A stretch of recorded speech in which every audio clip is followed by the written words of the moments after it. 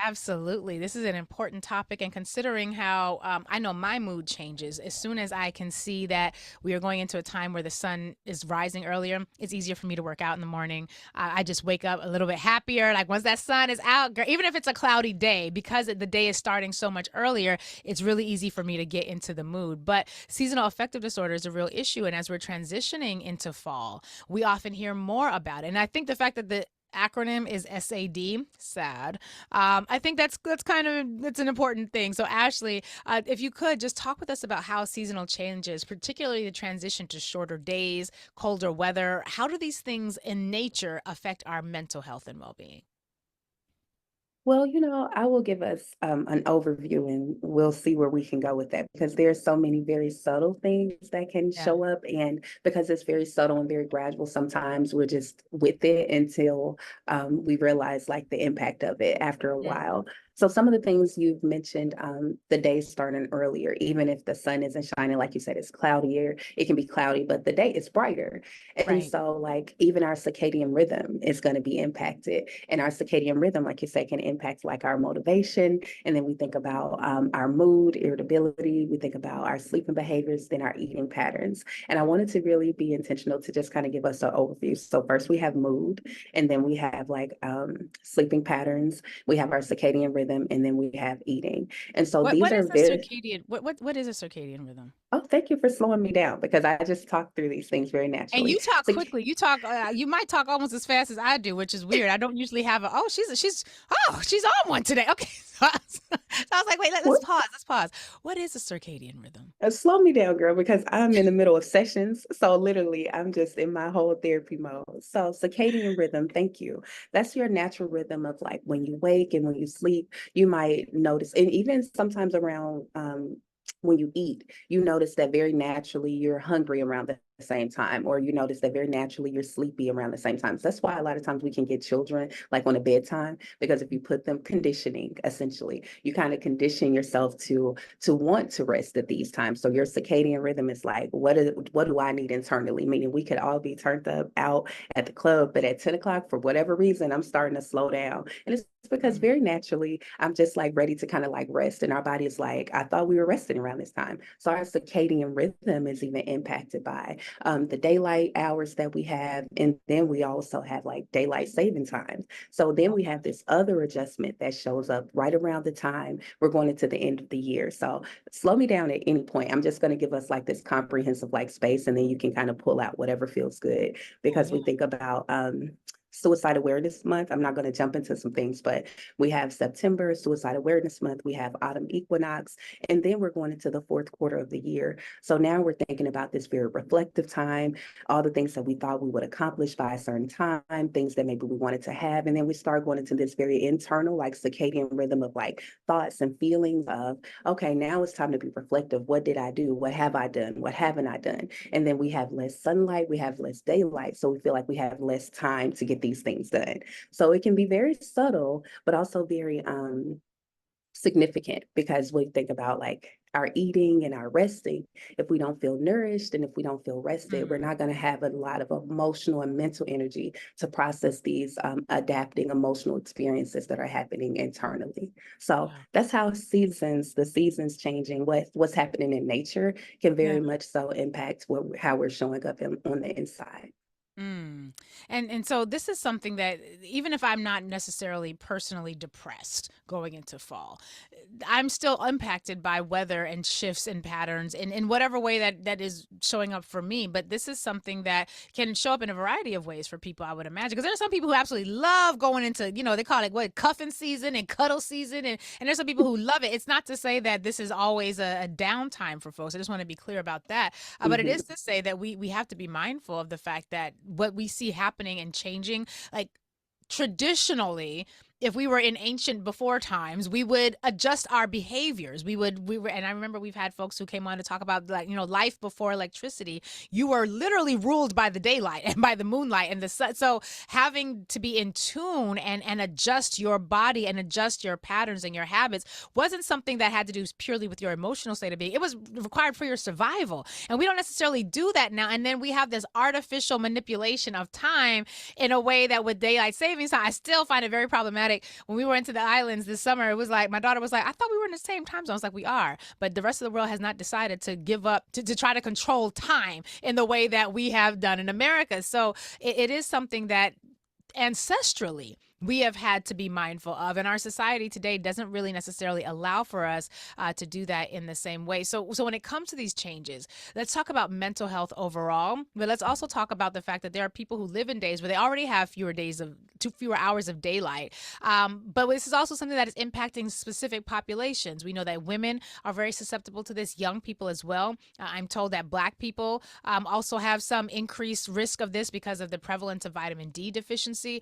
Let's talk about those things and see how our knowledge about the seasonal affective disorder can be better managed for those of us for whom it's an issue. Mhm. Thank you for bringing that, because I try bringing that to light to surface, because I try not to hyper focus on any one particular demographic, but I do notice like common practices and common patterns around this time. When we think about specifically like people of color, and then let's think about like women of color and then men of color in particular. I wanted to, if nothing else, just place emphasis on some things that we do in our daily life, because it can really help us illuminate like what's showing up, such as disordered eating. A lot of times that may show up because of our lack of energy and hydration. You talked about the moon cycles and water and impacting like women and men differently just based on our body and the makeup of that.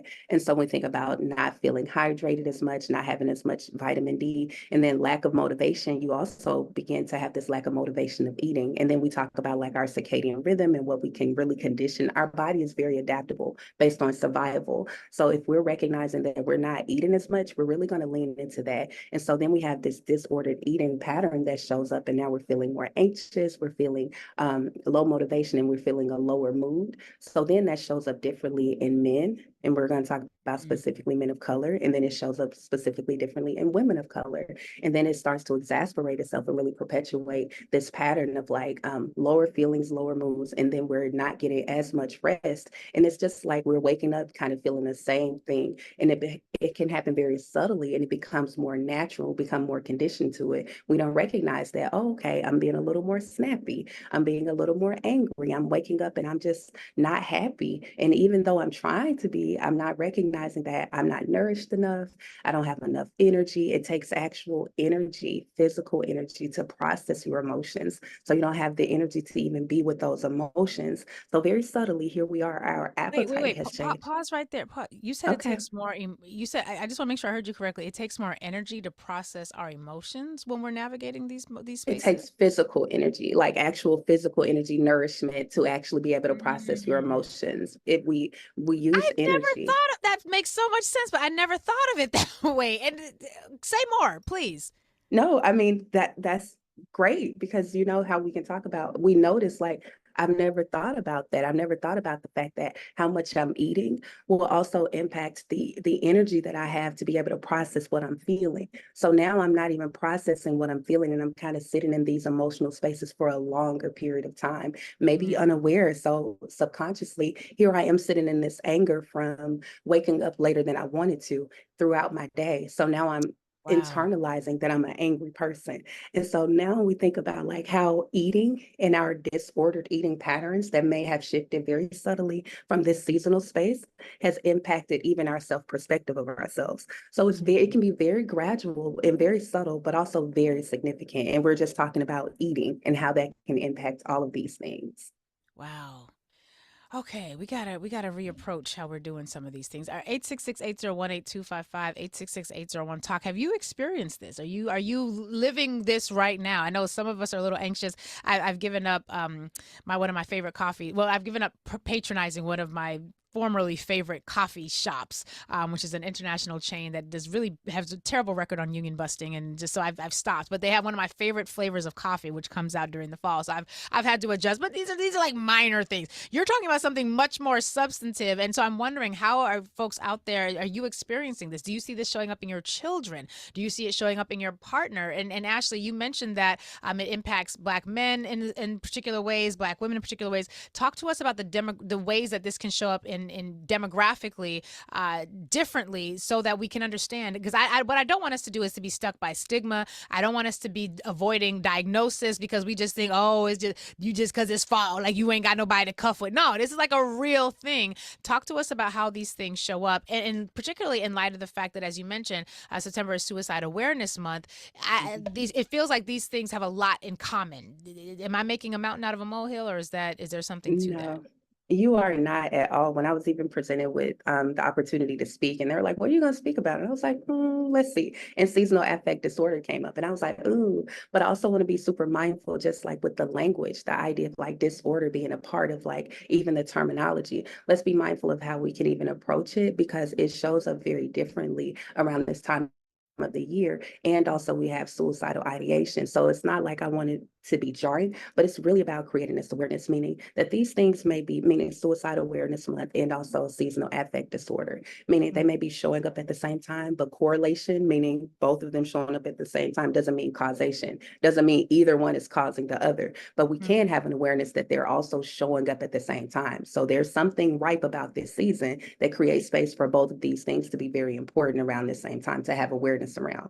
So if we're noticing like seasonal affect disorder or a seasonal change, the adjustment. We can even talk about seasonal adjustment because we're adjusting very subtly. And if this adjustment may feel a little more overwhelming than those thoughts, that suicidal ideation, which doesn't mean that you want to harm yourself. It doesn't mean that you have a plan to harm yourself. It may feel like other things do not feel like a viable option, but what does feel like a viable option? This experience that could be. We could just be exploring it and not talking about it and choosing not to acknowledge that it may also show up during this very specific and significant time of the year. We would be doing ourselves a disservice. That's So right. even just kind of like wrapping in what you're saying, like, or what you're prompting, how does it show up differently, specifically in men of color, women of color, some of these things that we get to notice eating. And I'll just go there because, like I said, it's something that we do every day. But one thing that we can do is like really be attentive to stigma,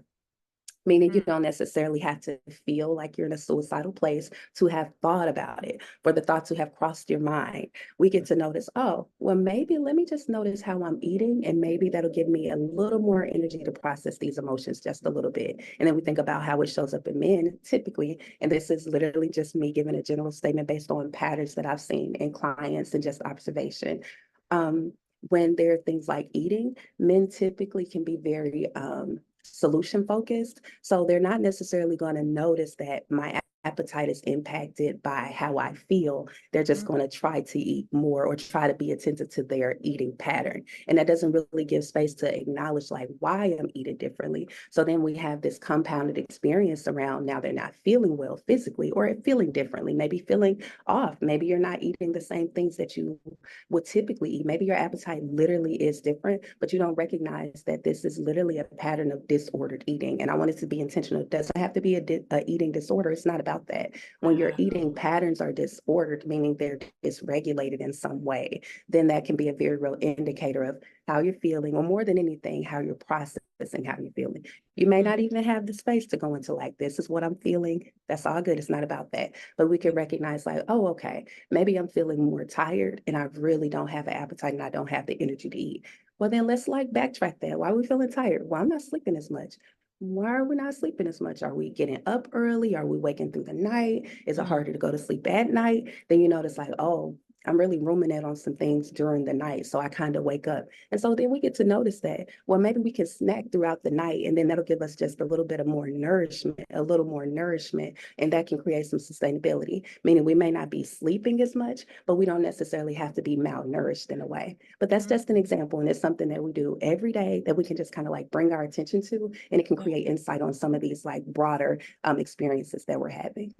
Wow. Can we talk a little bit more about young people? Oh, Just yes. because I'm sure they're not immune. In fact, I know they're not immune to this. How do we see this show up in our kids?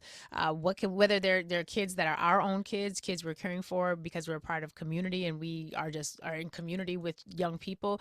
How can we approach this with them, particularly in light of all the other things that you just shared? If it's something that's challenging for us to deal with as adults, what are some of the things to look out for young people?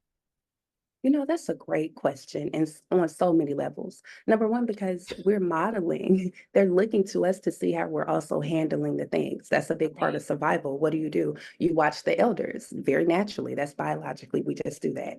And so, Mm. one thing that we can do is notice the irritability. And I say irritability because a lot of times that's what shows up, the irritability and frustration, like the agitation. We have less patience, like just low tolerance and things like that. And the first thing that typically we do is like, adults, we go into correction. Like, what's wrong with you? Fix your Mm. attitude. Like literally, like let's show up. Let's see what like literally what's going on. Let's notice our tone. Maybe we can ask the same thing. We can explore it just a little bit differently because I guarantee you it might create some space of self-reflection. And so show up with them, recognize that their process, they're little people. They might be smaller than you, they might be younger than you, but whatever you're feeling, they're feeling it too. And they probably understand it a lot less than you do because they've had a lot less experience than you Right. have with it. So if Right. nothing else, just being present with them, noticing how they're showing up, and like literally just having conversations with them about it, acknowledging it, validating their experiences, recognizing, and I'm gonna go there, that typically we go into judgment, we go to criticism. No judgment. If it's there, we just get to notice it, let it coexist, because if nothing else, that judgment can really create some insight. That criticism can create some insight for you. So if you're noticing you're being judgmental and critical of them, like, I wish they just would just get it together. Notice how you may be feeling too, meaning both of those things. Correlation doesn't have to be causation, but if both of these are showing up at the same time, let's just create some awareness and create a conversation so that everybody's experience can be validated. And that can create less tension. That can even create a sense of relief if we recognize that judgment because we're expecting ourselves to feel differently. We Yeah. just may not feel differently. We expect Yeah. ourselves to move from mood, feeling, feeling, feeling. Sometimes it's moving through a feeling, Mm. feeling through a feeling, and it takes time, and it's okay for that. And so Wait, well, showing up with it. slow down. Hold on, hold on, hold on, hold on, hold on. Moving through a feeling. What does that mean? Processing it, allowing it to hold space, moving with it. I So use let's this term a pretend I'm lot. somebody who is just now learning about the fact that I have emotions. Let's say I'm just now learning that I've got emotions and they're affected by nature and my mind is already blown, right? So my mind is already blown. You just said I can move through my emotions because I feel like you're giving us a skill that a lot of us don't have. So I need us to not just brush past it. Talk us through that. What does it mean to recognize that we are feeling these emotions? Either we are feeling them or we're seeing them in our children. What do you mean to? What do you mean? Am I doing a physical? Y'all should see my arms right now. Are we doing a physical movement? I do not know how to pop or lock it, but I do know how to roll my shoulders. Is this a physical movement? Is this a? Am I thinking? Okay, this is the emotion I'm feeling. Am I naming it in my head? Am I just leaning into the? Like, what does that mean? I love it. Any and all of the above.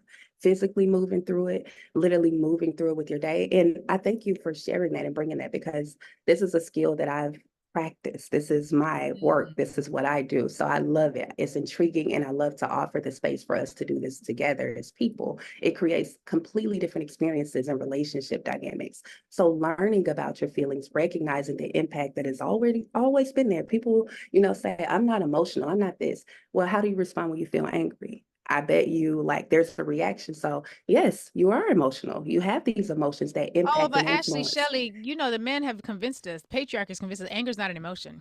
It's It's just not how an it's emotion. anger is anger. We've been convinced by the patriarchy. Anger.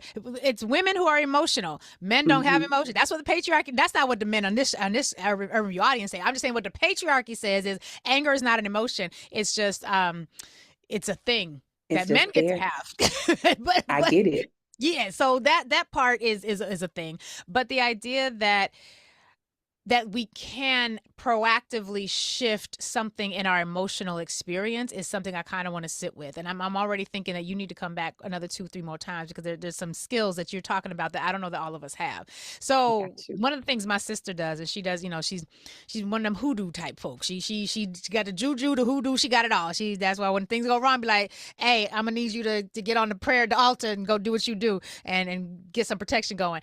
But one of the things Yes. that she used to tell me to do, and she's my little sister too, which is funny. One of the things to tell you, them youngest children, they be free enough to do things without limitations the way that we oldest children are not. But one of the things she used to tell me was that when I'm feeling an overwhelming emotion, like walk through my body. Like, just take a walk through my body. Like, mentally, she's like, starting your brain, visit your synapses, and then just take a mental imagine. And she would say, Lurie, imagine yourself walking through your body. Walk through your Mhm. eyes and the tension that you're feeling in your temples. Walk through the neck and the clenching of the neck that you're experiencing because you're holding in words. Walk through your heart space. What is your heart?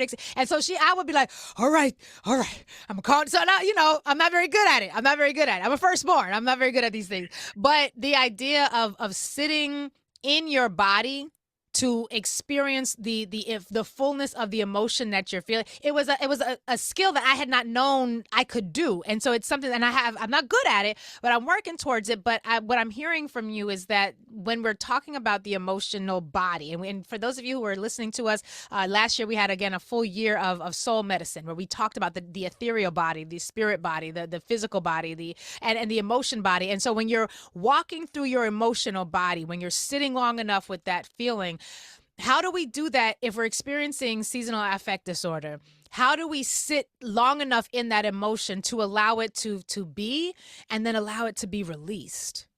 You did so much. You're right. I might have to come back 3, 4, 5 more times because we could talk Most about all the definitely. things. Jonah and Amina, let's make this happen, please, because I got a whole new segment that I need to, that is now part of my thought process. Go I ahead, sis. love it because even birth order impacts the things. I am a youngest daughter, but middle child, and I am Mm, definitely a lot freer than my eldest sibling. And that's also a thing. The eldest, you all took on a lot of things. So you had to that's really right. condition yourself to respond to things. And Yeah. typically the children after you notice that, like I said, modeling. And we're like, what part of this do we want and do we do not want? What part of this do we Right. subscribe to and do not subscribe to? And we have so much more freedom to do that, even if we're not fully aware of that, but it shows up in our behaviors. So how Mm, might that also even influence us being able to have this awareness and acknowledge what we're showing up with during these seasonal changes? So what yeah. I heard you say is your sister, if nothing else, offered this opportunity to have a body scan. That's something, like I said, I'm a certified yoga instructor. And so I love to implement these things just in my therapy space, just very naturally, so that we can learn to practice these in our daily life. So what I'm hearing you say is that you've practiced what it is to do a body scan. And so something that I like to offer to help us move through these emotional experiences and these feelings that are also a part of that is to help ground. And body scan can help ground and help us really process and have an awareness and saying, okay, this sadness is showing up on my brain like this. And that's why this moving through that emotion, because it's like it shows up in different parts of our body differently sometimes. Yeah. So how I feel and think about this sadness here might be different than how it's showing up here in my heart. It may be different than how it's showing up in my gut. That's where we get the anxiety. That's when we get those impacts of how it's showing up in our appetite. So the body scan, very important, but grounding. And so one thing that can be very helpful, I'll just give you a bite size since you're growing in this. 333. Three Hmm. things that you see, Hmm. 3 things that you hear, and move 3 parts of your body. And that can even help you say, oop, this is how I'm feeling this sadness in my finger. Meaning, oh, was it like quick? Did I move them very quickly or was it kind of hard? Meaning, oh, that's weighty. That's a little heavy. How did I move? Like literally just my shoulder. If I realize like, oh, that does not feel good to move that shoulder up, that means something may feel very heavy. And it just brings us into this space like, how am I moving through this emotion? I heard you say physically in your body, but also moving through the day, recognizing, okay, this sadness is here. And that expectation for it to not show up and influence how I move throughout my day, that may be unrealistic and unnecessary. So I feel this sadness. And also, how do I want to show up? That correlation, meaning that sadness can coexist with me moving throughout my day. It doesn't have to define it. We can recognize that it's here, but it does not have to define how I show up. And that's a great way for you to process it and move through it and see how it is to naturally allow our feelings to have space throughout our day in place of trying to compartmentalize them in some way, but more than anything, diminish them. And so Mm, those are the things, 333, that grounding, 3 things I see, that helps you focus on where you are. You're like, okay, I'm in this space. Even if I can't recognize this feeling right now, I might not have the capacity to. That right. expectation for us to be able to process it, that sometimes is unnecessary and unrealistic. We just get to Mhm. notice that it's there. So Yeah. 3 things that I see, 3 things that I hear, and moving 3 parts of my body. And that's a great way to ground and also a very subtle and kind of abbreviated body scan in a way. So did Yeah. that answer your question? It did. And I feel like what I'm hearing you also say is we should experience these emotions without judgment. Right. And there's so much because there's a lot of judgment around the emotions that we feel it. And I, at one time, I can't remember how I phrased it, but I said something on air in a way that talked about the emotion of anger because I was being facetious, y'all. When I said anger is not an emotion, I was being purely facetious. But I had said something, this was maybe over a year ago. I had said something about anger. And one of these brilliant Urban View listeners was like, the way you said that, basically, they were like, anger is not a useless emotion. It's not, it is an emotion. All emotions have value. And so I really had to check myself because I sometimes talk about emotions as being more valuable than others.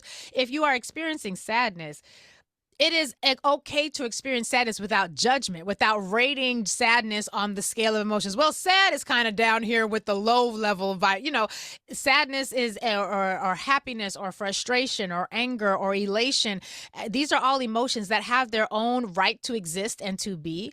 And my goal is to not ever be trapped by my emotions, be they up or down, because that sometimes we think being trapped in a state of bliss is all, but no, we've seen how bliss can be manic, right? And so there has to be a sense of balance. But I'm wondering if there are ways for us to experience these emotions without the judgment. And I guess that gets back to that stigma as well. But because if I'm not judging my emotion, and I'm so grateful that President Biden and Vice President Harris just announced that they're moving to making mental health care a part of health care. And I'm hoping that Hmm. will do a lot for the stigma, because I don't judge myself if I break my elbow. I don't have judgment if I twist my ankle. It's just something in my body that needs to be addressed and needs to be healed. And so if I'm experiencing sadness, I should be able to, I think, experience that sadness without judgment, but just recognize that I need, the same way I need a cast on my elbow, and like, or if I butt my foot, I need a splint or sprain. What do you call them things? The ace bandage that you wrap around the ankle. I think that if we were able to think about our emotions in that way without the judgment of it, then having a seasonal affect disorder would be something that we could experience. It would not be debilitating, and we could get the type of help that we need in order to navigate. Am I being Pollyannish about this, Ashley Shelley? You said something so big that I love, because we have the answers inside. We just need to lay them out sometimes, turn these puzzle pieces over and work together. Because Mm. like the big, the small, the high, the low, if we recognize that there's this wheel, and this is a tool that you can have literally, and any listeners, Google it. It's called an emotion wheel. And this is something one of the first tools that I share with the client that I first meet. And I love the fact that it's a wheel. There's no hierarchy. All of these emotions matter. And the great thing is you learn that we have these more common ones like sad, happy, excited, anxious. And then there are a few more that are like just right in the middle of this wheel. But then we have like this outer wheel that shows up, and then this outer wheel. So while you've been judging yourself and criticizing yourself for feeling angry, if we recognize in this wheel, like, okay, let's see, there's frustration here. Oh, why is there frustration? There's insecurity here. Oh, why is there insecurity? There's vulnerability here. So what we're doing is we're saying we're angry and we're criticizing the anger, and it's creating a space where we're not affirming all of those other feelings that are very much so present, but we're just looking on the surface of like what we feel is the hierarchy, meaning this is the big one, so pay attention to it. But those very subtle ones, those ones that show up like those little lead pellets, like the princess and the pea, that very tiny thing that is very weighty and it is very significant, meaning you might want to try to judge it and diminish it based on the size, but it's way more impactful than this big one that you're trying to place your attention on. And that's why we're not feeling better, because you're trying to make yourself attend to this anger when the anger really isn't what's really bothering you.